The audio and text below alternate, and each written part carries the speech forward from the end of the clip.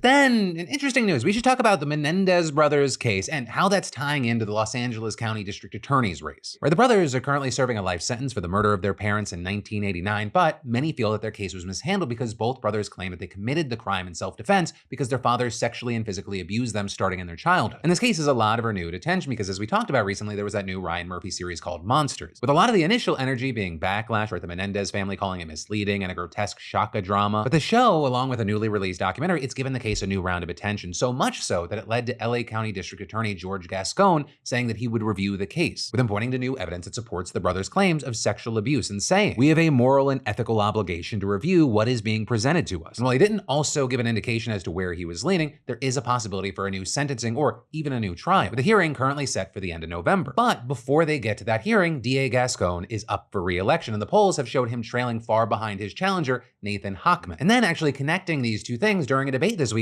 Hochman argued that Gascon's choice to look into the case is an attempt to save himself and create a sideshow heading into the election. The timing is incredibly suspicious. Why October 3rd?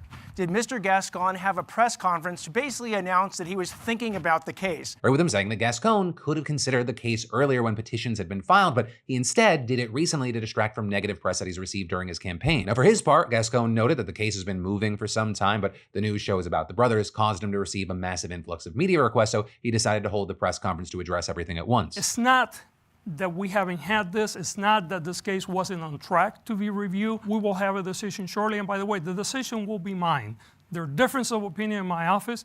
I'm evaluating both of it, but I will make the final decision. Also now, with all this, you have the Washington Post putting out an op-ed noting that back in the 90s, the Menendez brothers case was wrapped up in a ton of turmoil and political and culture wars, right? And saying that even though it's getting a second look, it feels like it hasn't escaped all the circus, with the piece saying, "Take the DA's announcement about the Menendez brothers. Seen one way, it's a welcome instance of the legal system working as intended. Prosecutors should consider new evidence. Seen another, it's the latest extraordinary TV moment in a case filled with them and not as distinct from all that came before as we might wish." With it noting Gascon is perhaps in need of a political Hail Mary, and he's just one of many people trying to take advantage of the discourse and claim a little credit for giving the brothers a second chance. Or with Ryan Murphy, for example, certainly feeling that he's owed credit, as he previously told The Hollywood Reporter that despite his show receiving tons of backlash, quote, "The Menendez brothers should be sending me flowers. They haven't had so much attention in 30 years. And this also is you have the likes of Kim Kardashian getting tied to this case, last week publishing an op-ed for NBC News where she said that it is time to free both brothers. Writing, "I have spent time with Lyle and Eric. They are not monsters. The killings are not excusable, but we should not deny who they are today in their 50s. The trial and punishment these brothers received were more befitting a serial killer than two individuals who endured years of sexual abuse by the very people they loved and trusted. I don't believe that spending their entire natural lives incarcerated was the right punishment for this complex case." But with all that said, I would really love to know your thoughts on this case. And not just on the potential for the case to be reviewed, but on it getting another media circus with it. Right? On this decision feeling so tied to true crime interest, and